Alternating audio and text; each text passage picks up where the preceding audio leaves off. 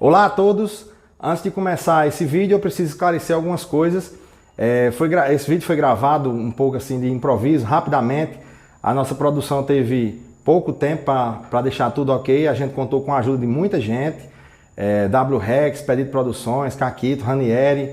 E a gente tentou aproveitar a oportunidade de alguns artistas que estavam em Catolé por ocasião do São João Cultural e fez essas conversas informais, mostrando, no caso aqui de Escurinho, um pouco da carreira, da história, da interação dele com Catolé do Rocha, o que Catolé significa para ele.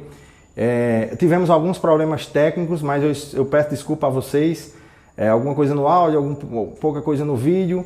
Eu espero que mesmo assim a mensagem, o principal, né, que a gente quer passar, essa conversa, e a gente não poderia deixar de transmitir esse vídeo aqui para vocês. Espero que vocês gostem. E agradeço a todos que nos acompanham, que compartilham nossos vídeos. Fique agora com nossa conversa com Jonas Escurinho. Jonas Escurinho. Como é o nome, Escurinho? Jonas Epifânio dos Santos Neto. Jonas Epifânio dos Santos Neto. Então hoje a gente vai conversar um pouco com o Escurinho dentro desse novo projeto que a gente está trazendo para o YouTube do Catolaico, fazendo algumas conversas com pessoas que têm alguma interação com nossa cidade e que tem uma história para contar também sobre Catolé do Rocha e com Catolé do Rocha. Então eu vou começar, Escurinho, fazendo uma pergunta que eu tenho feito em outras lives e entrevistas que a gente está fazendo, para você se apresentar. Quem é Escurinho? Quem é Jonas? Pois bem, bom dia, né, todos que estão assistindo. Meu nome é Jonas Epifânio dos Santos Neto. Aqui em Catolé todo mundo conhece a minha família, a geração mais velha, meu pai, Manuel Jonas, e minha mãe, Dona Marlene, e meus irmãos, todo mundo, minha família muito conhecida aqui em Catolé. A minha chegada em Catolé se deu através do meu pai, da minha família. Meu pai era funcionário público da antiga Saelpa, né? Era da Cheste, em Pernambuco, mas veio para aqui como Saelpa, em 1972, 73. E minha relação com a música começou através do Grupo Ferradura, que era um grupo de jovens estudantes daqui que se reuniu para fazer música na época onde o movimento estudantil era muito forte aqui. O Brasil vivia a ditadura militar e em todos os lugares do Brasil existia essa possibilidade da juventude retomar o poder através das lutas de classe. E a gente tinha na época, além do movimento estudantil que era muito forte, tinha as ligas camponesas, o movimento, o que hoje seria o MST, o movimento dos Sem Terra. A gente tinha a pastoral da juventude dentro da igreja, onde era muito forte. E existiam os festivais de música no Brasil na época, era muito comum os festivais de música. E o Grupo Ferradura foi formado com esse intuito de participar de festivais que acontecia aqui em Cajazeira, em Souza, Patos. Eram os festivais universitários, né? Como não existia faculdade universitária aqui no Sertão, era tudo na capital, os estudantes que moravam fora na capital se reuniam nas férias, na cidade, para realizar eventos de cultura, de esporte, né? Tinha os campeonatos de futebol de salão, tinha de futebol e tinha os festivais de música, as feiras de arte, que eram as semanas universitárias. Então foi muito importante para a nossa formação aqui, as semanas universitárias, pela possibilidade da gente poder reunir para mostrar nossa música, nossa poesia, nossa arte, teatro. Poder expressar aquela inquietação daquele momento, né? Então as semanas universitárias foram muito importantes para a formação da gente aqui. Quando eu falo da gente, eu falo de Chico César, que era um dos membros do Grupo Ferradura, Adonias, que não continua trabalhando com música, só eu e Chico do grupo que trabalha com música. Só você e Chico César. Vocês foram, Adonias eu não sei se saiu de Catolé, eu associo muito Adonias a Catolé, eu acho que ele ficou mais por aqui. Vocês foram para a capital e de lá ganharam o mundo. Isso. Mas voltando para o começo, você estava me falando e repetiu agora, você vem para Catolé porque seu pai trabalhava na Chesf. Na Chesf. E aí teve que escolher Chesf ou Sael. Não, é que a Chesf, que era do Nordeste inteiro, estava construindo subestações em algumas cidades. e a Paraíba estava negociando a sua empresa, que era a Saelpa, e a Chesf veio com os funcionários dela fundar a Saelpa aqui. Meu pai foi um desses caras que veio da Chesf para estruturar a Saelpa aqui, a primeira subestação, foi a subestação de Pinhacó. A gente veio primeiro para o Vale do Pinhacó, depois que veio para Catolé do Rocha. Quando fundou a subestação do Pinhacó, meu pai em seguida veio para Catolé, fundar a subestação de Catolé. Aí já veio como Saelpa. E ficou. Aí ficou. Aí a gente ficou aqui. E aqui pra mim assim, foi tudo, né? Onde tudo começou, onde eu me apaixonei pela primeira vez, onde eu joguei bola, achei que ia ser um grande jogador de futebol, onde eu ganhei o apelido de Escurinho, porque existia na época um jogador de futebol muito famoso no Brasil, que era o Escurinho, que jogou no Internacional, jogou no Fluminense, que era ponta esquerda, e eu também era ponta esquerda. Jogava bola, era ligeiro. E tinha uma certa habilidade. E todo mundo, por exemplo, algum me avorava me chamar de Pelé. Eu não gostava de me chamar de Pelé, porque eu já tenho um posicionamento político. Eu achava que Pelé, ele poderia ser um cara, porque por ser um cidadão negro, ele podia estar mais junto da luta, das lutas sociais. E aí sempre houve um questionamento sobre isso. Hoje eu acho que nem tanto assim, eu acho que as pessoas têm as escolhas delas. Mas como um cidadão como era o Pelé, a gente achava, como a gente era tudo muito politizado, achava que era politizado, criticava tudo, achei que Pelé, por ser um homem negro, ele deveria estar mais perto da sociedade, mais engajado. Então eu não gostava de me chamar de Pelé, mas Escurinho para mim era um orgulho, assim dizer. É porque Pelé, eu tava conversando essa semana com um amigo meu, é porque Pelé é Pelé, né? Na verdade, ele pode fazer tanta coisa que a gente não gosta, mas é porque ele é na Pelé, verdade, né? O preconceito racial do Brasil foi tão forte. É difícil de ter raiva dele. Que um cara como Pelé, a questão do preconceito, do racismo no Brasil é uma coisa muito estruturada. Que um cara como Pelé, ele passa a ser perseguido, mesmo com toda a fama, com todo o sucesso, por ser um homem negro que se deu bem na vida, que cresceu. O nosso questionamento era mais por querer que ele brigasse contra isso. Querer que ele fosse militante. Que ele fosse militante. Ele não era. Que ele poderia, o povo negro poderia, a gente entendia que o povo negro poderia viver melhor na sociedade por conta de um cara como ele. Ele poderia dar voz a um discurso, exatamente, o protagonismo que ele exatamente. Tinha, e ele nunca fez. Não me lembro de Pelé ter tido esse protagonismo e essa militância em momento. Pois é, então isso na época me fez questionar essas questões aí. Pelé não dava certo. Não, aí Escurinho era um nome que eu, até hoje, eu acho que quando eu puder, eu vou no cartório registrar Jonas Escurinho. É isso aí eu quero. Essa semana passada eu tive uma discussão com a senhora lá em Recife. Ela chegou e perguntou meu nome. Eu disse Escurinho. Ela disse, não, o seu nome é Escurinho. Mas eu quero saber seu nome. Você me conhece como? Escurinho, então é Escurinho. E outra coisa é um nome que eu venho construindo. Então, se eu estou construindo, eu tenho que prezar por ele. O nome já é sua identidade. É minha identidade, exatamente. Aí você chega aqui com 11 anos em, o quê? 80? 70? Não, 73. 73. E fica aqui até... Aí a minha família, eu fiquei o tempo todo aqui, eu viajava. No início de 80 eu fui morar em Recife, fui estudar. Meu pai tinha a ilusão que eu ia ser um contador. Me botou para estudar contabilidade lá em Pernambuco. Eu doido para fazer música. O cara que quer fazer arte, ele tá mais para vagabundo do que para um profissional da contabilidade, né? Mas eu fui, passei o ano inteiro estudando em Recife. E quando saí de Recife, já sabia que eu não queria vir mais para Catolé, porque eu queria trabalhar com outras coisas. Eu fui para João Pessoa. Foi lá onde eu conheci o Jaguaribe Carne. Chico César já estava lá. Conheci o Jaguaribe Carne, que era um grupo que eu conhecia. Aqui em Catolé, a gente tinha uma oportunidade de conviver com o Lunique. O Lunique era uma loja, como vocês conhecem, onde Chico César trabalhava. E lá no Lunique a gente recebia tudo que era de lançamento de música, de cinema, de livros do Brasil, a gente recebia no Lunique. E a gente ouvia muita música lá. E essa relação de vocês com o Lunique. Com o Lunique construiu na gente essa relação com a música brasileira, com a música progressista do Brasil, com a música popular brasileira, que fez a gente ter essa noção do que era o Brasil, da diversidade do que é o Brasil. Porque do mesmo tempo que a gente ouvia aqui Luiz Gonzaga, Jackson do Pandeiro, a gente ouvia também Emerson Lake Palmer, ouvia Led Zeppelin, ouvia Gilberto Gil, Raul Seixas lançando Ouro de Tolo, Caetano Veloso com o disco Transa, Jardim Macalé,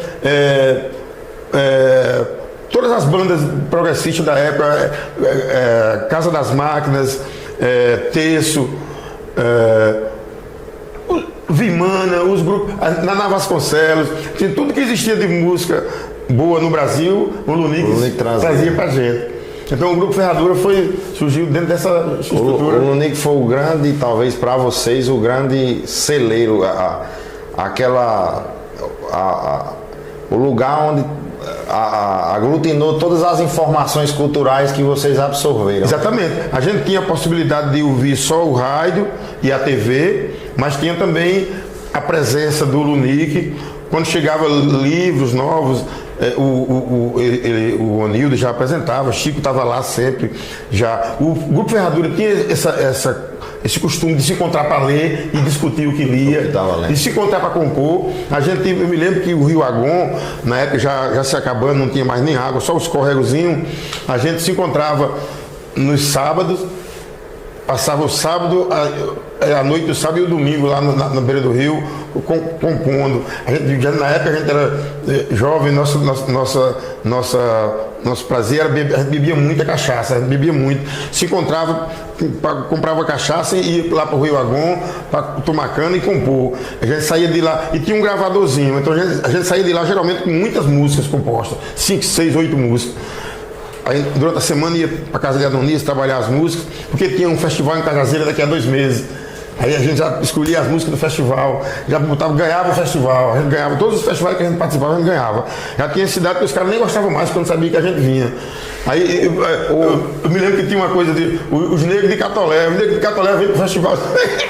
O Grupo Ferradura era você, Chico César, Adonias, Branco.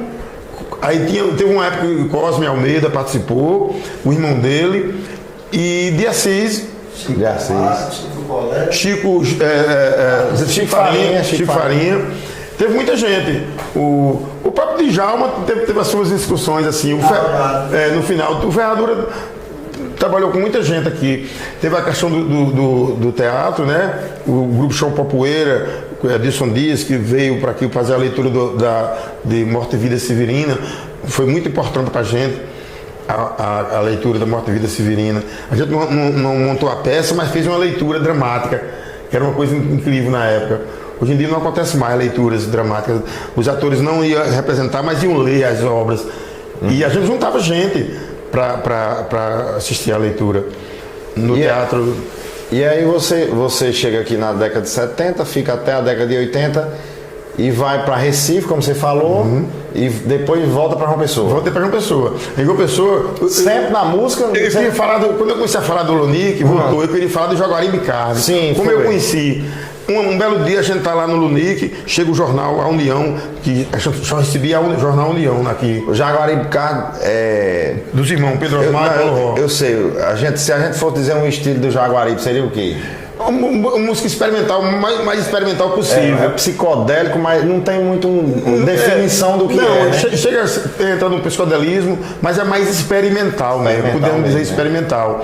Então, um belo dia, a gente cheguei a esse jornal com uma foto grande do Jaguaribe Carne e uma matéria: músicos paraibanos presos em Recife por entrar no palco com carroça de lixo. Era um negócio, a matéria dizia isso.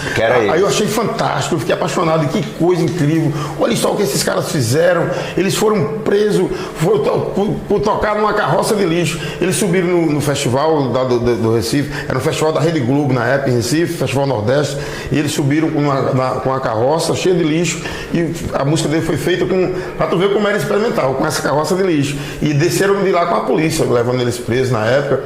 Então, isso na cabeça da gente foi uma revolução.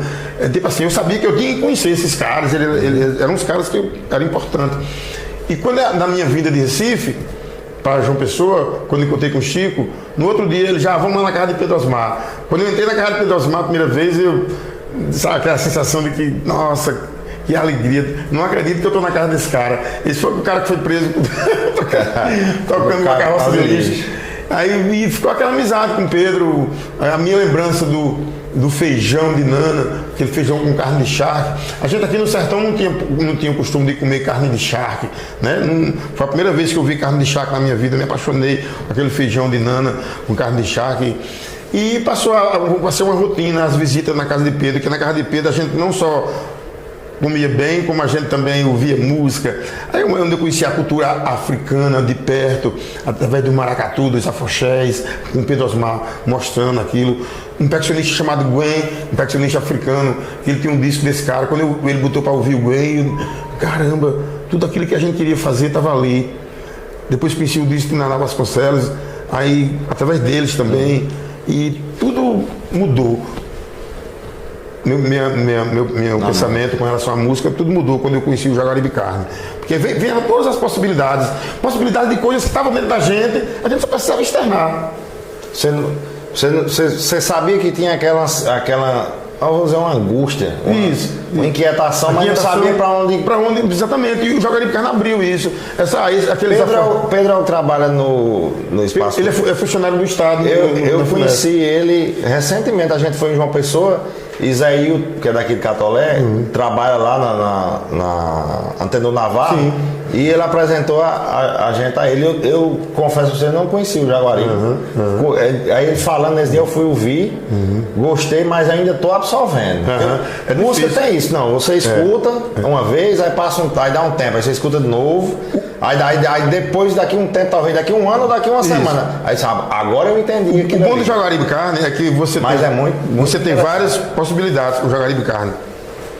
Por exemplo, quando você escuta beijo por beijo não vale a pena andar, beijo por beijo não vale a pena andar, morte por morte é uma loucura só, morte por morte é uma loucura só, eu e um amigo que se desespera dentro da forca da sua paixão. Então você escuta essa música, você escuta uma canção, aí tem a outra. Foi você a pessoa que deu um nó cego no meu peito de apaixonado, é você, mascarado que me trancou, nessa noite sem amor, é você o amigo, é você o inimigo, é você o perigo, é você a garra de fome que atormenta o presente, é você que mente muito, que me engana, que me rouba da vida, que me engana, que me rouba da vida, que mente muito. Essa é a música de Pedro Osmar, do Jaguaribe Carne, né? Aí se você escutar o disco Viola Caipira, você diz, esses caras fazem essa música? Como assim? Porque o disco Viola Caipira não tem nada a ver com isso que eu estou cantando agora, que são as canções de Pedro Osmar, que Elba Ramalho gravou, que a Melinha gravou. Então, músicas populares que eles compunham que não está no repertório deles. Se há um momento, Guegué Medeiros, que é um baterista de João Pessoa, e Xisto Medeiros, da família de Medeiros, eles se arvoraram a gravar, fazer um trabalho com o Jaguaribe Carne nessa linha mais pop. E eles conseguiram botar Pedro Osmar e Paulo Ró no palco cantando essas músicas. É um show incrível, incrível. Você conhecendo, como você já conheceu eles agora, você ouvir isso e vai dizer, caramba, Escurinho, eles fazem isso também. É outra coisa. Então, essa dificuldade que a gente tem de absorver logo o Jaguaribe Carne vai se acabando quando você vai conhecendo as obras dos caras. Aí você entende por que esses caras fazem isso. Por que esse bicho não tá rico fazendo essas músicas? E tem essa dificuldade toda. Porque a arte tem outra função para eles. E eu vou fazer um paralelo agora com você. Porque quando a gente diz que Escurinho tá aqui, né? Porque veio para o São João Cultural de Catolé com o forró do Escurinho. E quando a gente anunciou que Escurinho vinha para o São João, eu disse, mas Escurinho no São João, mas o que Escurinho faz é forró. Eu disse, não, nunca ouvi forró. Eu disse, rapaz, eu escuto forró no que Escurinho faz toda a vida. Forró, coco, maracatu, tá tudo ali. Você fez uma definição incrível agora. Aí só que tinha gente que não achava que era uma coisa mais. Era outro. Não, é uma coisa só. Tá ali dentro do mesmo espectro. O Brasil tem uma dívida muito grande com a cultura popular. Hoje, eu fiquei até feliz hoje quando eu soube que as escolas daqui trabalham a música de Chico César. As escolas trabalham a história de Chico César. Porque a educação ela é o que vai definir no futuro um conceito das coisas para a juventude. E a nossa juventude sempre foi negada esse direito de conhecer isso. Por exemplo, como você falou bem, o meu primeiro disco, tanto no primeiro como no segundo, quando você escuta as guitarras aí com os segundo riff, você vai estar lá atrás com tá desembolada. Tem essa bumba. A bateria do rock é essa bumba. É forró. Só que a gente vem dessa geração de Aline Julião, de Jackson do Pandeiro, dessa turma, ouvindo também Led Zeppelin, ouvindo Pink Floyd, ouvindo Beatles. Não tem como não ter uma influência. Não tem essa influência, entendeu? A gente pode até tirar mais na frente. Eu estou fazendo um disco agora, o meu álbum novo, tem essas influências do rock, mas tem mais a raiz, entendeu? Talvez o Forró do Escurinho, que é esse projeto que eu desenvolvo há 4, 5 anos, ele consiga me colocar mais dentro desse viés da pureza da música nordestina, da pureza. Mas a minha vida diariamente não tem essa pureza da música, só essa pureza do dia a dia. Não é só essa caixa. Tem o desgosto da vida, tem a revolta, tem o desamor, tem o amor demais, tem tudo isso. Eu fiz uma música agora recente chamada Nas Sombras, que está lançada no disco, que é a música assim: queria só um vento forte ao meu favor, mas você não entendeu. A maior ventania provocou, como isso me fudeu. Tentei trocar as noites pelos dias, só pra me distrair e nada deu. Gastei todas as minhas fantasias, isso me enlouqueceu. É uma música romântica que eu acho incrível. Quem conhecer meu trabalho não vai entender muito assim, porque por conta dessa relação de entender a raiz da música brasileira. Essa é uma canção, essa música é uma canção. Então a canção brasileira, ela passa por esse tema do sofrimento, da dor. Como é que chama aquele cara tem um cancioneiro das antigas que, deixa eu lembrar, eu tenho que lembrar o nome desse cara, que cantava o ébrio. Vicente Celestino. Pronto. Vicente, pra mim, define. O que seria de nós sem Djalma Djalma. A memória dele aqui. Pode crer, Djalma. Um abraço para Djalma Linhares, está aqui com a gente. Vicente Celestino é a canção brasileira. Aí você pega o Vicente Celestino, aí depois vai indo, aí encontra Lupicínio Rodrigues, Jamais de Cá, Paulinho da Viola, os caras que fazem canção brasileira. E a canção brasileira, ela vem dessa coisa do homem do Brasil que tem esse sofrimento. É porque eu acho que tem uma dificuldade nesse tema que você está dizendo, das pessoas da escola e da pessoa entender o que são as coisas. Tem uma dificuldade das pessoas, elas querem colocar tudo em umas caixinhas. Vale para política, vale para música, vale para arte, vale para tudo. Eu gosto muito de rock. Eu me considero um roqueiro, mas não quer dizer que eu seja fechado para qualquer outra coisa. Mas tem no rock muito isso. Não, eu não escuto isso aí não, porque eu sou roqueiro. E aí a gente é muito influenciado no rock por bandas estrangeiras, né? E quando um roqueiro vem pro Brasil, ele escuta tudo do Brasil, absorve e bota aqui na arte dele. E o brasileiro às vezes não. Eu tô aqui nessa caixa. Eu digo sempre que só existe 2 tipos de música, boa e ruim. Eu posso achar música boa em vários estilos diferentes e música ruim em vários estilos diferentes. Então ou ela é boa ou ela é ruim, mas tem gente que se priva de ouvir só porque eu não gosto disso aí não. E se priva de entender, né? De encontrar os caminhos dentro da música. Hoje na academia se evita falar música boa, música ruim. Que eu até entendo, mas eu acho que não deveria não. A gente deveria ter essa liberdade de questionar o que é bom e o que é ruim mesmo. Porque é assim que vai ser no nosso dia a dia. Boa e ruim eu digo pra mim. Não, mas eu concordo com você. Eu concordo com você. Na academia eu tenho discutido muito. Mas o que é música ruim, o que é música boa? Porque aí quando você entra na questão da indústria, aí você entende o que é música ruim e o que é música boa. Porque, por exemplo, a gente está vivendo um momento, olha só, a sociedade brasileira, como ela é cruel com as mulheres, vamos supor. Se mata muita mulher, se dá porrada muita mulher. Agora há pouco, um cara procurador da justiça quase matava uma companheira dele porque ele achava que ela estava crescendo demais no trabalho. Foi. Aí você faz uma música, você chega num palco desse aí, onde tem 3.000 jovens, meninas e rapazes tomando cachaça, e com uma música que diz que a mulher tem que ser menosprezada, que a mulher sabe, trata a mulher como um objeto. Isso é música ruim. É uma música ruim. Uma música que está levando para um conceito de humanidade que não vai servir para a humanidade. Vai só. Aquele menino que podia ter a oportunidade de ser mais carinhoso com as mulheres, vai ser um cara nocivo, porque ele.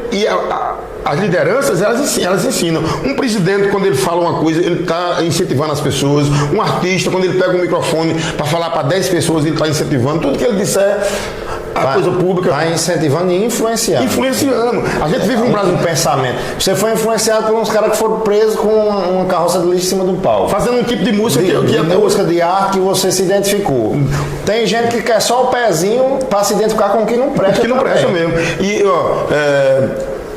assim, aí você faz suas escolhas para fazer para fazer sua música. Uma das coisas que eu mais questiono hoje são, por exemplo, eu estar aqui em Catolé fazendo esse show com o meu trio, com a X Rosa tocando com o trio dele, numa festa de São João, bancada pela prefeitura, é uma coisa incrível. Você não vê isso. Quando o Chico César virou secretário de Cultura de João Pessoa, que ele resolveu mudar o conceito das programações culturais da FUNJOP, ele foi rechaçado como um cara que estava por fora. Não só ele, como no Brasil todo, quem tentou fazer isso. Então isso que você está fazendo aqui, se fosse em outro momento, em outro lugar, vocês estavam dispersados. Os caras não teriam esses caras daqui. Porque os empresários de bandas, eles passaram muito tempo ganhando dinheiro fácil com prefeitura e colocando a corrupção como uma coisa simples. Não, isso é bobagem. É só 500 mil. Qual é o problema de ficar 150 para a gente aqui? Problema grande, sério. Você está tirando dinheiro de uma prefeitura, está tirando dinheiro que deveria servir para a educação, para a saúde. Então você fazer uma programação de São João, como está fazendo agora, com um artista, com a banda de Escurinho, com a Cis Rosa, é uma tapa na cara das grandes indústrias. Porque, eu não sei quem foi que falou ontem, quando o meu sanfoneiro subiu no palco com o chapéu do Gonzaga, que ele falou, puxa vida, podia ter visto o sanfoneiro com o cabelo da chapinha, com as calças arrochadas, cantando os vaneirão que eles dizem que é forró, que eu acho uma coisa absurda. Tipo assim, o meu neto que tem 12 anos hoje, vivendo com esse conceito de forró que eles estão dizendo que é aí, daqui a 15 anos, músicos como a gente não serve para eles.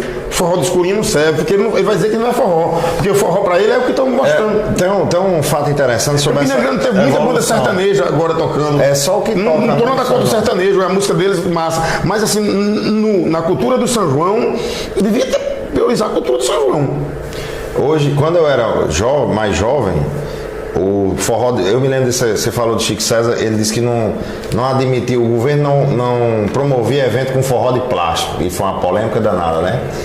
Quando eu era jovem, o forró de plástico era mastruz com leite, cavalo de pau, magnífico. A gente sente falta de mastruz com leite hoje. Aí hoje a gente sente falta de mastruz com leite, porque a coisa evoluiu para um caminho que mastruz com leite já é tradicional. Tinha raízes ali do forró que hoje a gente não acha mais, infelizmente. Mas a música, a arte tem disso. Eu agradeço você pelo depoimento, né? A gente está tentando fazer trazer em todos os eventos que a prefeitura faz. Eu, como funcionário, coordenador de turismo e trabalho na cultura, assim como meu amigo Djalma que está ali, Expedito, todo mundo, a gente tenta sempre agradar todos os públicos, mas ter um pé naquela raiz, na cultura. O que a gente diz sempre é que a gente tem que promover cultura. Eu acho que vocês vão levar muita porrada ainda com essa intenção de fazer o que vocês estão fazendo. Mas é isso que vai definir depois. Até agora, graças a Deus, está dando tudo certo. Tem dado boas repercussões e a gente tem liberdade, é o que eu ia destacar. A gente tem liberdade da gestão, né, do prefeito Laurinho, para fazer. A gente vende a ideia e ele compra e não. A gente tem liberdade total para fazer da maneira que a gente quer. Claro, tem eventos que a gente faz que tem as bandas maiores. A gente fez um evento em maio que deu mais de 20 mil pessoas nessa praça. Você não precisa tirar esse tipo de... Não. Só não posso deixar de... Aí o prefeito, quem disse em abril, disse o São João é 100% prata da casa. Você não pode anunciar no São João, quando você chegar na programação do São João, você pegar assim, aí tem 3 caras lá do Mato Grosso, 3 do Rio Grande do Sul e tem um daqui. Quando você vai olhar, é uma banda que é igual a outras bandas que estão... E além do mais, uma cidade como Catolé, que é um celeiro de arte e de artistas. Nesse São João são 2, 4, com 6, mais de 10 artistas, 12 eu acho, né, Djalma? 12 artistas vão se apresentar, artistas da música, fora 9 quadrilhas e tem uma feirinha de artesanato com mais de 13 pessoas, 13 artesãos expondo. E ainda tem gente que podia estar na programação, mas não tinha tempo. A gente tinha que virar às 3 noites. Então o Catolé é um celeiro de arte tão grande que não tem para que a gente chamar. Não tem. Isso é fantástico. Agora, a gente, dentro da curadoria do evento, a gente chamou o Escurinho, que completou 60 anos agora, dia 21 de maio.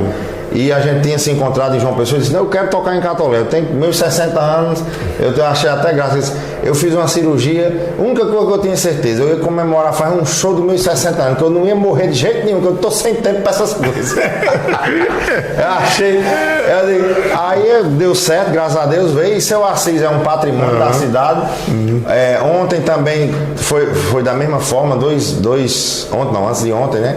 2 shows também muito bons, e hoje vão ser mais de 6 artistas, né? Osmid Neto, Natália Silva, que aí Natália faz 8 artistas hoje já, mano. E aqui eu deixo um abraço pra minha amiga Vivi Lima, Vivi, que é uma figura que surpreendeu a gente, conheço ela desde criancinha, desde bebê. Me lembro quando ela começou a carreira dela. Quando você morava aqui, você morava ali onde é a subestação? Vivi morava ali. Eu morava ali, era vizinha, vivia na minha casa. Então eu me lembro quando ela começou a história dela com música, a gente já estava na estrada, eu encontrava com ela aqui, ela falava muito, e eu sempre dizia: vai fundo, que é o momento. Ela tinha uma banda, eu tocava numa banda, a primeira banda que era Capim de Fusca, ela vai até rio lembrando disso, porque nem faz parte mais da vida dela. Mas assim, hoje ela está aí fazendo sucesso, eu acho incrível, acompanhando a carreira dela. Parabéns, Vivi. Outro catolense que está vindo, tá em João Pessoa também, e aí para eu linkar e falar sobre isso, é Osmid, né, que tem uma carreira em João Pessoa já consolidada, tá vindo também. Isso. No forró também, mais tradicional, é sanfoneiro e toca o forró que a gente entende como mais tradicional, né? Mas aí eu lhe pergunto, você foi para João Pessoa e lá sempre com música, você nunca fez outro além de música? Não, aí eu... Contador, nunca nem... Não, quando eu pegou na caneta? Não consegui nem arrumar emprego nessa área aí.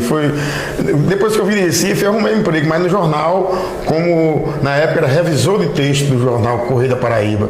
Eu trabalhei como revisor, na época não tinha um computador, você revisava as matérias, tirando os erros e mandando para as oficinas. Então, meu emprego fora da música foi esse. Em João Pessoa, na década de 90, eu conheci a Escola Piolim.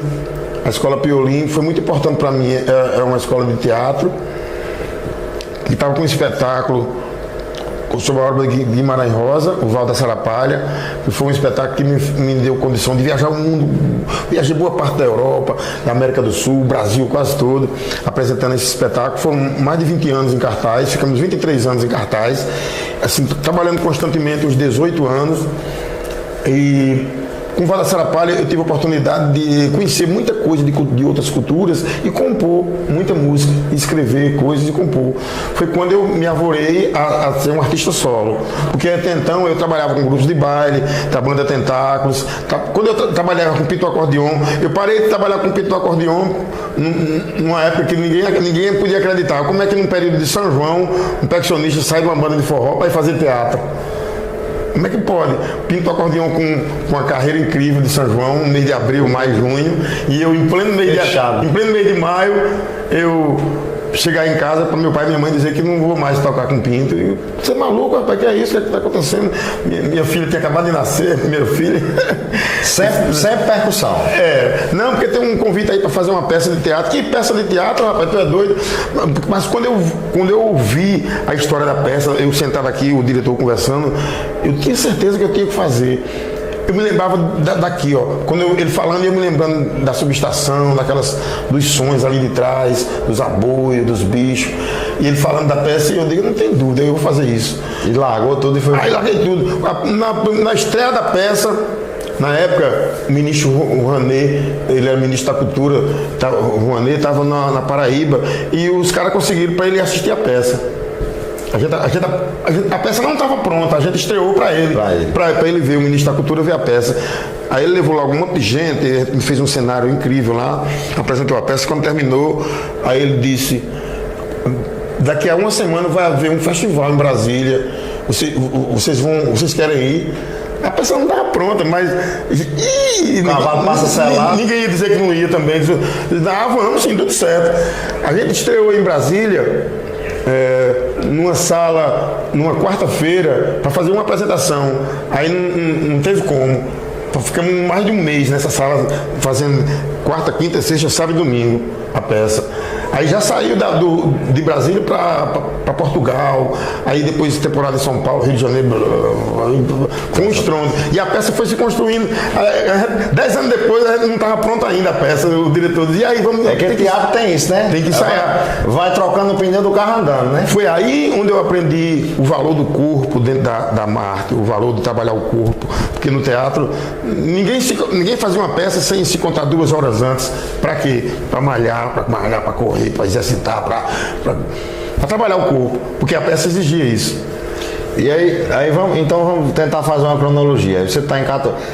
Como é que você aprendeu aqui em Catolé essa iniciação musical? Sim, quando eu estava falando da peça, da trilha sonora da peça, porque como a trilha sonora dela se passa no interior, no sertão, então toda a sonoridade que a peça tinha ali, eu tinha aqui nos aboiadores, nos cantos dos aboiadores, nos galos, nos boi, nos pássaros. Então a peça foi toda construída em cima dessa atmosfera. Os instrumentos que eu usava eram um berimbau de lata e meus tambores, as panelas de barro do próprio cenário. Então, toda a sonoridade que eu tinha absorvido aqui na minha vida, eu botei dentro da peça. Acho que foi isso que fez também o diretor, todo mundo. Era muito emocionante assistir a peça. Você se conectou muito com a minha relação daqui com o sertão. Então a peça foi muito importante. Só que tem um detalhe, eu não aparecia na peça, eu trabalhava lá atrás, não era nem sentado, nem em pé, nem deitado. Eu trabalhava numa posição, nesse tempo eu tenho 20 e poucos anos, menos de 30 anos, então tinha físico para fazer tudo, né?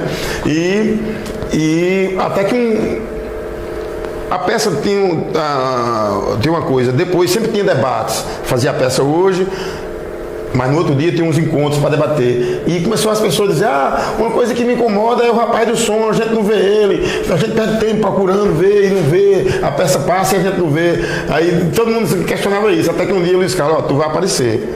Eu disse, não vai aparecer não. Eu era muito tímido, eu tinha medo de aparecer minha cara no teatro. Foi difícil.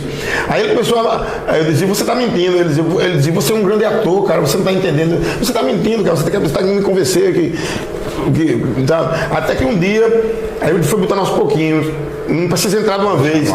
Entrava só a minha cara, tocando as panelas e saía. Daqui a pouco, aí ele disse, tu vai ter que entrar lá na frente. Eu disse, caramba, aí daqui a pouco já trabalhou na frente, aí daqui a pouco tu vai ter que subir aqui nesse carro de fogo. Aí terminava a peça comigo em cima de um carro de fogo, fazendo aquilo, um negócio incrível, assim, o pessoal, todo mundo ia à loucura. Daí eu comecei a pensar que eu era ator, de fato. Eu digo, começou a pensar? Acho que eu sou ator mesmo. Aí dessa brincadeirinha eu fiz cinema, já fiz alguns filmes, né? Mas aí você saiu de Pinto, foi pra peça, fez cinema, mas quando é que você decide? Não, é escuro em carreira solo, vou lançar um disco. Pronto, isso. Numa dessas voltas do grupo para João Pessoa, o Luiz Carlos, Escurinho, pô, cara, tá na hora de montar tuas coisas. Ele sempre insistiu muito, monta tuas coisas, não precisa ver. E eu fui morar numa casa que tinha espaço, então um belo dia eu joguei meus instrumentos tudo no chão, que depois essa foto virou a capa do meu disco, do lançamento do show Labacé. E começava a tocar. Eu aprendi com o teatro que trabalha com edição de ideias. Edição de ideia é você jogar todas as ideias e sair escolhendo o que você achar melhor e juntar e compor coisas. Aí no teatro se faz muito isso. O diretor vai lá, faz o que você quiser, improvisa. E ele fica observando e fica pincelando as coisas. Isso aqui deu certo? Aí monta. Foi o que eu fiz com minha percussão. Comecei a estruturar. Tinha um gravadorzinho, gravava e escutava. Eita, tem música aqui. Aí fui organizando. Aí montei um show só para uns convidados lá no Cilar Ribeiro. No ano de 93. Fiz um show para os convidados.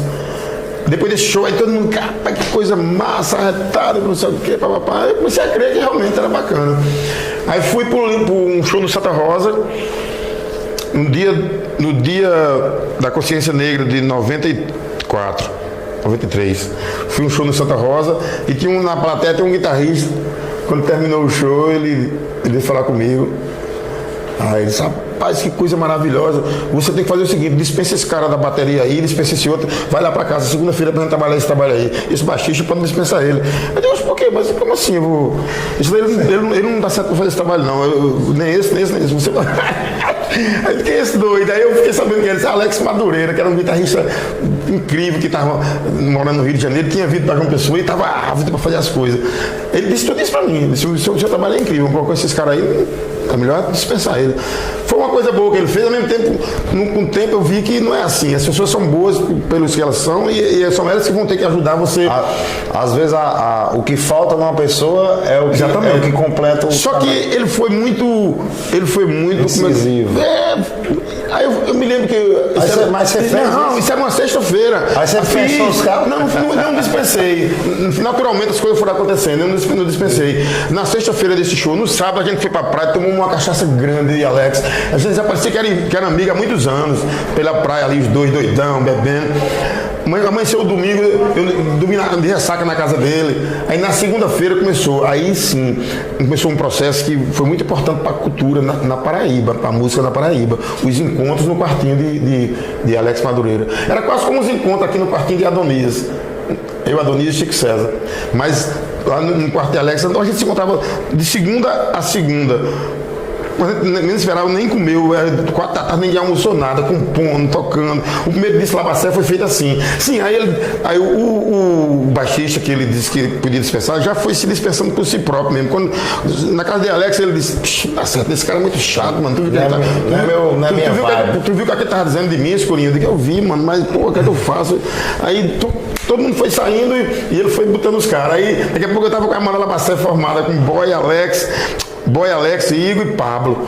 Os caras fizemos um disco incrível e aí começou a banda Labacé viajar, tocar no Abril por Rock, tocar em São Paulo. Aí eu vi que eu tinha uma carreira ali, já tinha uma carreira solo. Compondo, já tinha uma história e já... Ganhando festivais, ganhando festivais. Eu fui para Portugal com o Roda Sarapaga e numa noite lá de muito vinho, tomando vinho, haxixe lá no hotel, me veio uma música. Eu fiz uma música, Negro Espírito. Uma música que veio de uma vez assim. Ela foi feita de uma vez. Pensar no caminho de volta pra casa, não é só pensar na volta, não é só pensar. É distante aquela terra e eu nem sei nada dela. Não sei das suas entranhas, não sei das suas mulheres, não sei das suas matas, não sei dos seus cultos. Apenas sei o seu nome, apenas sei o seu nome. Já escuto rumores na noite, são os homens com seus tambores, são muitos e vão tocando. Eu fiz essa música todinha assim de uma vez, né?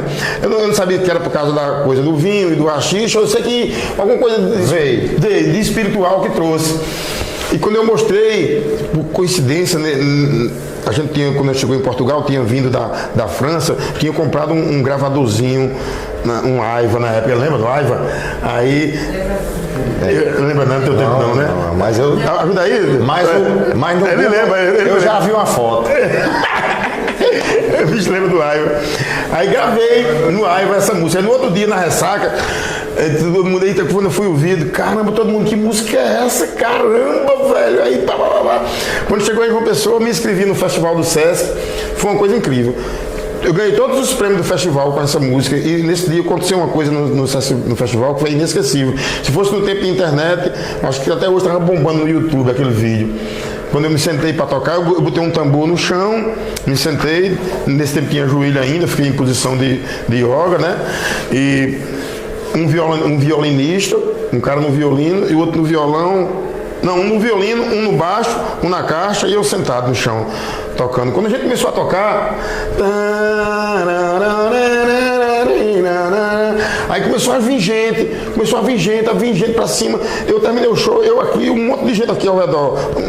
O show não, a música do festival, cantando a música, todo mundo aqui ao redor. Os seguranças do Sesc, o pessoal, os barmen, todo mundo saiu de onde estava, veio acompanhar aquilo. foi uma coisa fantástica. A arte, às vezes, tem umas coisas da espiritualidade que não adianta você estar muito dentro também, não, senão vai pirar, né, Marinho? O Marinho hoje estava dormindo num quarto que a luz se apagou sozinha, ele ficou com medo, disse que vai voltar pro. Então tem muita coisa da espiritualidade. A música, principalmente, que está presente na gente, né? Então, cara, quando acabou esse festival, eu sabia que eu tinha que mandar ver com aquele projeto da Labacé. Aí fiz o disco Labacé com a banda, depois fiz o outro. Depois do Labacé foi o Malocage, foi? Não. Foi o Malocage. Depois fiz um Princípio Básico. Foi o último disco com essa banda. Aí acabou o trabalho de quase 20 anos com essa banda e formei outra banda que era de meninos jovens que estavam acostumados a ouvir, aprender a tocar guitarra com ouvindo minha música. Eu estava precisando de música, ficaram sabendo, foi aparecendo, formando uma banda que eu posso dizer que estou com ela até hoje, que já foi mudando também. Hoje eu já estou com outros músicos, mas que seguindo um pouco daquela mesma banda de depois da Labacé. Você está com o projeto agora dos seus 60 anos, digamos assim, e pelo período junino, é o Forró do Escurinho. Sim. Mas aquele projeto mais elétrico, o seu ainda continua? Continua. Eu estou terminando o disco com minha banda. Dia 6 de agosto tem o show de lançamento do novo disco. Do álbum novo, dia 6 com a banda. E eu pretendo circular esse ano que vem, agora eu pretendo circular com a banda. Tem um projeto também com o Quinteto da Paraíba, que eu quero fazer shows com ele, mas vou fazer show com minha banda. E de carreira solo são quantos anos? Rapaz, podemos botar aí, pensando nos discos, 30 anos, né? Tá. Só 30 anos assim, só, né? Com produzindo, solo, carreira solo. Trabalho, Porque nesses mais de 30 anos, você também tocou com outros artistas. Você fez turnê com Chico César? Muitos. Quando você vai para uma pessoa, você de cara encontra Chico César ou vocês vão se Não, mas de cara, a gente nunca perdeu a relação, não. Nunca perdeu a relação? Não, nunca. Mesmo quando ele foi embora para São Paulo, o tempo que a gente ficou mais distante, foi quando ele foi embora para São Paulo, mas no tempo dos telefones, eu perturbei muito Chico César ligando a cobrar para ele. De madrugada. Não podia tomar uma cana de madrugada que ligava para Chico César cobrar e ele atendia. O pior é que ele atendia. Da Paraíba para São Paulo. Ligava a cobrar. Eu acho que ele dizia, caramba, Escurinho de novo. Puta, vai. Até que eu comecei a ir para São Paulo também. Comecei a ir encontrar com ele lá. E a gente sempre teve essa relação de amizade, né? Da irmandade, assim. Eu sempre fui. Aí você chegou. Eu sempre fui muito apaixonado por Chico, essa é a verdade. O Chico César é o tipo do cara assim que não fala mal perto de mim, não. Dele perto de mim, não. Você não fale, pelo amor de Deus. Se quiser ser meu inimigo, não fale mal do Chico César perto de mim. Porque tem uns caras que vêm, assim. Agora chegou uns caras pra mim que eu deixar ele falar, mentindo, geralmente chega mentindo, né? Dizendo que conhece o cara. Aí ele diz, Chico César eu conheço. Tu conhece ele de onde? Aí teve um cara que disse, eu conheci ele quando ele morava em Campina Grande. Mentira, Chico César nunca morou em Campina Grande. Aí eu deixei ele falar, e quando ele fala, eu digo, você tem certeza do que você está dizendo? Pare com isso, não diga mais isso a ninguém, não diga mais isso a ninguém, que você está mentindo. E ele se colocou num papel que abre ainda mais margem para as pessoas falarem dele, porque enquanto artista tem um limite, mas secretário de cultura aí pronto. E geralmente quando vem falar dele, vem falar assim que Chico César, o cara chegou a dizer pra mim, eu já dei muito prato de comida a ele, rapaz, com fome. Eu digo, deixa de mentira, rapaz. Chico César nunca passou fome. Eu conheço, rapaz, você tá mentindo. Não tem esse negócio de passar fome. O cara pra tirar vantagem, né? Mas hoje ele é secretário de cultura, mas vivia pedindo carrego, eu dei muito prato de comida pra ele. Mentira, os caras são seres humanos que precisam disso.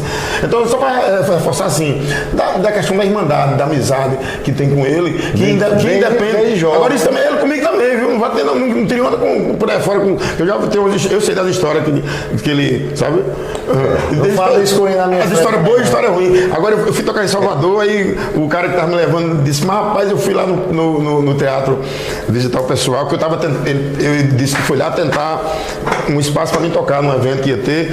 Quando eu cheguei, a mulher já sabia da sua existência todinha, já sabia que você vinha tocar em Salvador, que Chico César falou para ela, falou coisas de você que se fosse por ela, você ia tocar nesse evento já, porque o evento já estava fechado. Quer dizer, também ele tem essa relação. Eu falei para Esté, puxa, Esté, surpreso agora em Salvador. Chico César fez amizade desde a infância, né? Foram presos juntos naquele negócio do violão? Ele foi só, eu não cheguei a ser preso, não. Você não foi não no violão? Eu não fui, não. Ele correu mais ligeiro. Ele estava me contando a história, o cara, aonde era era em Amiel, era não? Não, a do violão que quebrou o violão? Sim, que ele não, ali foi. Não lembro do final, faleceu agora, o Ronivon? Sim. Pronto, o Ronivon tem um bar ali, pô. Na praça. Era, e o cara da torrefação, como é o nome dele da torrefação? Da torrefação era Zé Sérgio. Não, o outro tinha lá embaixo, pô. Rock. Sim. Rock da torrefação, pô. Era o Café Pitel, né? É Café Pitel. É porque eu sou criado na outra torrefação. A prisão não foi por causa daquilo, não. A prisão não foi por causa daquilo, não. Não, eu digo assim, 2 jovens e foram pra confusão. Foi. A prisão foi porque ele pediu pra Chico César tocar a música e Chico César disse que não tocava. Mas e qual foi essa outra prisão, então? Você tá... Foi numa briga com a polícia lá embaixo. Aqui também? Aqui, que os policiais, a gente de madrugada lá bebendo, como sempre, com violão curtindo, a polícia veio e ficou provocando. E na provocação foi um cacete a gente com eles.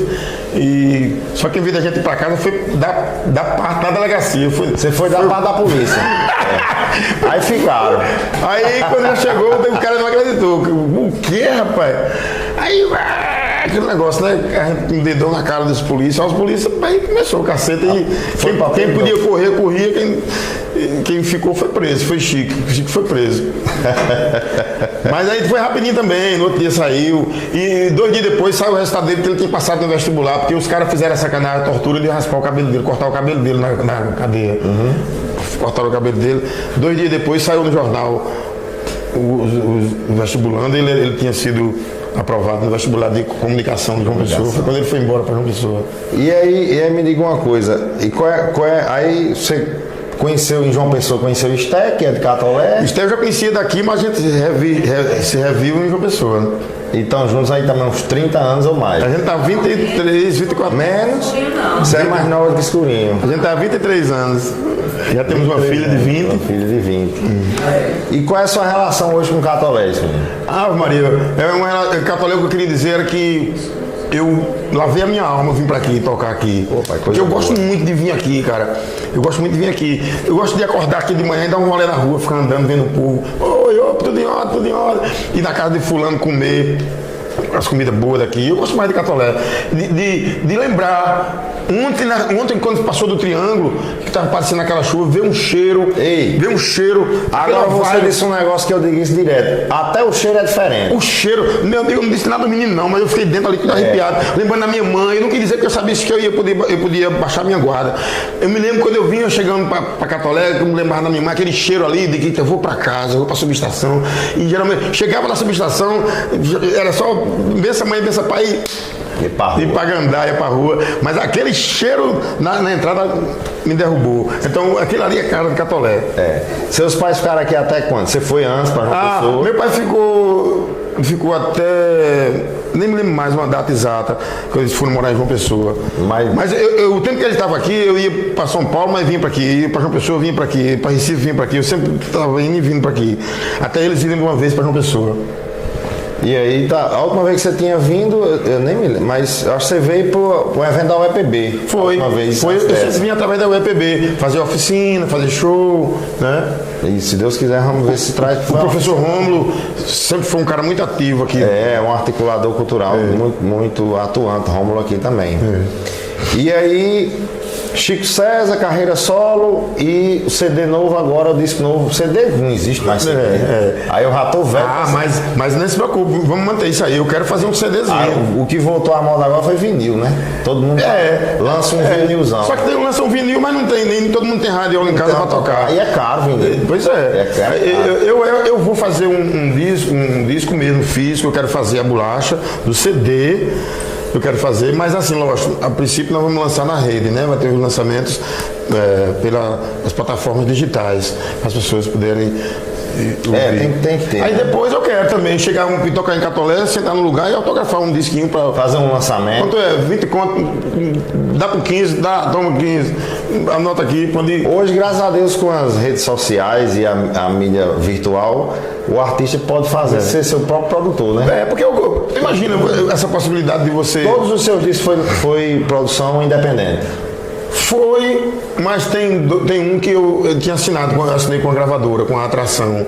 Apesar de, quando eu assinei com ela, eu já tinha gravado, ela me ajudou a distribuir, a botar no mundo. Logo em seguida que eu assinei com a Atração, aconteceu uma coisa bem interessante. O Itaú Cultural tinha um projeto de gravar DVD, e eu fui contemplado com esse projeto. Foi muita coincidência. Era os 10 anos do Labacé, 10 anos do Labacé, e o presente foi gravar esse DVD em São Paulo. Pelo Itaú. Pelo Itaú Cultural. Foi uma coisa incrível, foi uma coincidência. Eu não tinha pensado em fazer a festa de aniversário de 10 anos do projeto, quando de repente veio o disco.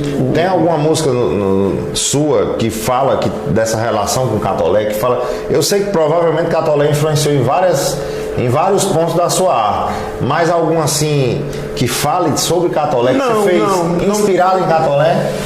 Inspirado, eu posso dizer que sim, praticamente boa parte da minha música, mas não diretamente para Catolé, né? Não, mas assim, como eu falei da relação com o teatro, das influências, das coisas que está aqui dentro da gente, que pelo que eu estou entendendo, conversando com você, tudo que você faz é muito do fruto da sua vivência. Da minha vivência. Então o Catolé tem muito disso. Com certeza.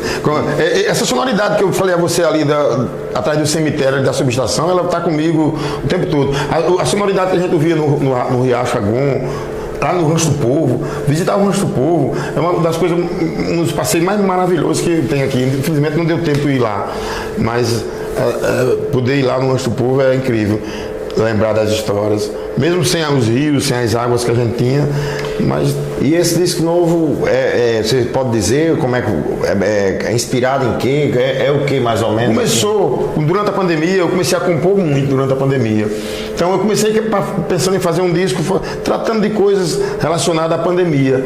Mas aí também, depois com o tempo, eu vi que ia ficar uma coisa muito direcionada, muito dentro da pandemia, e a coisa podia ser maior. Aí comecei a compor coisas mais fora da pandemia, tipo assim, a canção que eu fiz dentro da pandemia, que tinha tudo a ver com a pandemia, que eu achei que geral o disco, tinha a música Parece que o tempo parou, a gente dentro de casa isolado, mas o tempo não para, a gente não se preparou, mas o tempo dispara, para de correr, correr, correr, sem saber aonde vai chegar. Para de querer poder, sem saber se pode carregar. É música que foi feita dentro daquele momento, dentro de casa, ali a gente sem saber o que fazer da vida. E tem outras também. Aí depois começaram a surgir músicas já com esperança de que essa pandemia vai passar e que a gente vai... Então, aí hoje o disco já não é mais dentro da história da pandemia. É mais do pós, do que a gente pode... Será que a gente mudou? Ou se não mudou, onde é que a gente pode construir coisas melhores? Onde é que a gente pode chegar? Isso. Muito interessante.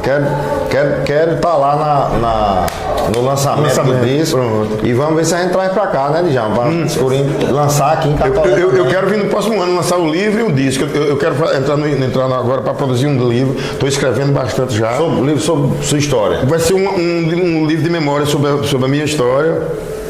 E principalmente nesse período agora de 60 anos. Eu estou viajando.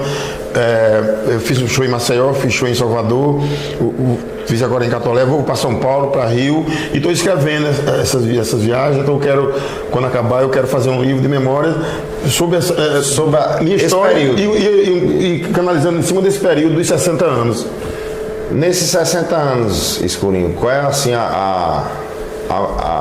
eu acho que é uma idade, uma data que você reflete muito sobre o que viveu. Sim. Qual é assim a reflexão que você fez dos seus 60 anos, ou de carreira ou de vida pessoal, não sei, o que é que você vem pensando desses 60 anos, depois de pandemia, cirurgia, pai, avô, e da Saelpa, João Pessoa, Recife, o mundo, o teatro? Olha, quando eu tinha 16 anos, eu pensava que eu não ia passar dos 40. Me angustiava muito essa possibilidade de não passar dos 40 anos. Eu já vi, quer dizer, um cara com 16 anos com essa agonia, com medo de morrer com 40 anos. Eu vivia isso. Quando passou dos 40, eu estava numa vibe tão boa de vida que nem lembrou como nada, estava tudo certo. Eu nunca nem pensava que eu podia morrer. Até que o ano passado, o ano atrasado, eu infartei, me vi no hospital, em plena pandemia, eu me vi no hospital para fazer 3 pontos de safena. Teve alguns momentos no hospital, pela gravidade da cirurgia que eu ia fazer, eu nunca pensei que eu não ia dar certo, que eu pensei que eu ia morrer, mas tem uma hora que você pensa, será que isso vai dar errado? Será que eu não... Então, quando eu fui para a sala de cirurgia, naquele dia, eu entrei com uma ligação espiritual muito forte através do budismo. Há uns anos atrás eu tive uma iniciação no budismo que foi muito importante para mim. Eu quero dizer uma coisa, ninguém vive sem espiritualidade. Sem espiritualidade, não, pode ser o que for, pode ser na sua igreja, independente da religião. Você tem que ter a espiritualidade, você saber da existência desses seres invisíveis que podem te ajudar a construir sua vida ou destruir. Então, o budismo me ajudou a entender que tinha seres invisíveis que podiam ajudar a construir minha vida de forma positiva, porque eu via pessoas que estavam construindo suas vidas através dali e estavam jogando para mim, ó, é assim, cara, é assim. Então, no período que eu estava no hospital, eu recebi um presente, este trouxe para mim um presente de um amigo meu, um dos amigos que me iniciou na época no budismo, o Marcos Fonseca, um livro, e eu comecei a cair dentro do budismo de novo. Então, quando eu fui para a sala de cirurgia, eu estava muito seguro. Se eu morresse, era como se ali eu ia estar muito seguro, muito acolhido por os bons espíritos. E se não, eu ia agradecer, porque eu pedi muito pelos meus netos, pelas minhas filhas. Eu tinha uma filha que um mês depois ela ia apresentar um TCC no Rio de Janeiro. Aí eu dizia, eu não posso morrer sem ver o... Eu não posso morrer. E o que vai ser da minha filha? O que ela vai fazer lá no Rio de Janeiro? Eu sei da relação delas comigo. Como é que eu não posso morrer? Eu não vou morrer, ela vai ter que... E é tanto que depois eu assisti o TCC lá em casa, eu já estava em casa me recuperando e assisti pela internet ela defendendo. E então meus amigos, os meninos da minha banda, eu pensava tudo isso, caramba, eu tenho que sair daqui, eu tenho que fazer um show com os caras, a gente, sabe? E quando eu saí eu fui para a cirurgia, Esther se despediu de mim. Ela disse que ficou uma agonia muito grande, as possibilidades de eu não voltar, mas minha cirurgia foi tão rápida, aconteceu de forma tão positiva, que os próprios médicos ficaram incríveis, assim, caramba, Escurinho, foi muito rápido, tudo deu certo, muito prático. Eu saí da operação rápido, tudo foi muito rápido. Então, quando eu vi que eu não ia morrer daquilo, aí eu comecei a ver essa vontade de agradecer, de passar o ano inteiro comemorando, sabe? De dizer para as pessoas que a gente tem que... Eita, pô, eu tô vivo. A gente tem, caramba, e tem seres mais importantes do que a gente, pensando na gente, defendendo. Eu tive 3 sonhos com uma pessoa só durante esse período. Essa pessoa me visitava toda noite nos sonhos. E no último sonho que ela se despediu de mim. No último sonho. Isso aí se chama espiritualidade. E durante as visitas dessas pessoas em sonho, ela vinha para dar dura em mim, para dar dura. Nunca vi ela enviar para mim, para dar lapada. E eu recebia as lapadas com prazer, com uma consciência tão grande, que no dia que ela foi embora, na última vez que ela me visitou, eu estava em casa, naquela mesma cama da minha filha, me recuperando. Ela deitou comigo ali, se despediu de mim, eu fui até o portão da minha casa e ela foi embora, essa pessoa. Nunca mais apareceu nos sonhos. Então, é muito forte para mim. Sabe? Quem era essa pessoa? Não era tua, não era nada, era alguém que estava me protegendo mesmo. Parece bobagem, mas quem de espiritualidade sabe o que eu estou dizendo. É muito importante. Então isso me faz querer viver mesmo, né? Querer comemorar, querer passar o ano inteiro comemorando esses 60, porque hoje eu fui visitar uma pessoa de 90 anos, aí eu pensei, eu tenho 60, eu preciso viver mais 30 para chegar a 90. E a semana passada eu estava pensando, eu lá em casa, olhando para minhas filhas assim, pô, eu devo ter mais uns 15 a 20 anos para viver aqui com eles. Eu tenho que mudar alguma coisa na vida que possa fazer valer esses 15 anos. Mas agora eu estou pensando nos 30, eu estou pensando nos 30. 90, né? Nos 90, quando eu vi Dona Antônia, eu digo, eu me lembro agora de Ariano, que tem uma relação com o Catolé também, porque o pai dele era catolense, Ariano Suassuna, João Suassuna era catolense. Que ele fizeram festa para ele dos 70, dos 80, e ele disse, vocês estão fazendo festa demais, vão instruir a festa dos 100, porque quando chegar lá não vai ter mais o que comemorar. Ele sempre tava, ele nunca esmoreceu de viver, né? E graças a Deus você tá com esse, você tem esse mesmo sentimento, essa alegria. Olha, vai pro palco, é uma outra entidade também. Não, e pro palco pra mim hoje é uma coisa incrível. Eu tô no palco hoje, nossa senhora, quando eu tô com o trio, esse espera desse show de forró agora, me deu uma energia tão boa. Quando eu nunca terminei um show por último agora pra não me sentir bem, sabe?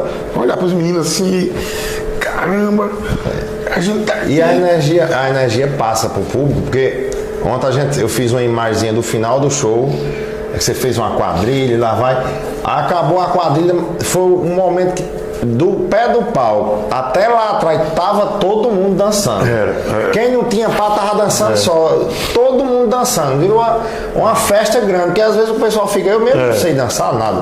Eu fico só olhando, achando bonito e tal.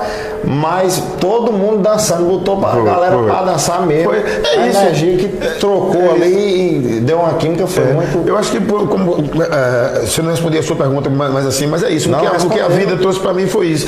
Essa garantia de que é importante estar vivo e perto das pessoas, olhando para as pessoas que estão perto de você. Tem isso também. Às vezes a gente esquece, pede desculpa às pessoas, porque esqueceu, que é importante também pedir desculpa, mas sempre lembrando delas, fazer o possível para que elas se sintam bem do seu lado. Porque é isso, nós vamos precisar dessas pessoas e elas vão precisar da gente. Então, construir isso. Eu acho que nossa conversa aqui, eu estou ficando muito emocionado. Eu acho que não é bom a gente parar. Vamos parar mais um tempo, é sério. Porque vamos. Eu já vou encerrar só agradecendo você mais uma vez, você, Estel, os meninos vieram para Catolé. Parabenizar pelo show de ontem. Foi muito bacana, muito contagiante. Você e a Cirrosa, para mim, foi pessoalmente, né, fora o meu trabalho com Catolé, Cultura e a secretaria e tudo mais, foi muito bacana ver uma noite de sexta-feira bem frequentada. Tivemos quadrilha, tivemos escurinho, tivemos Assis Rosa. Esqueci de um detalhe sobre Assis Rosa. É que o Grupo Ferradura, no início, Assis Rosa era um cara que a gente se espelhava muito nele, de chegar a convidar ele para ir no ensaio.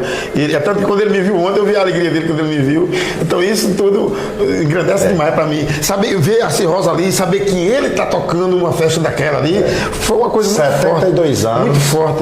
Sabe? Há mais de 50 anos já tocando forró. Ele conta, depois eu vou mandar para você o vídeo que a gente tem aqui no canal do YouTube do Catolé, que ele dizendo a sanfona que ele foi buscar. O pai dele trocou numa bate-bucha, um cilho de milho e mais umas besteiras que tinha em casa, mandou buscar lá na Serra da Água Branca. Ele foi numa burra buscar a sanfona, que ele tocava numa sanfona emprestada.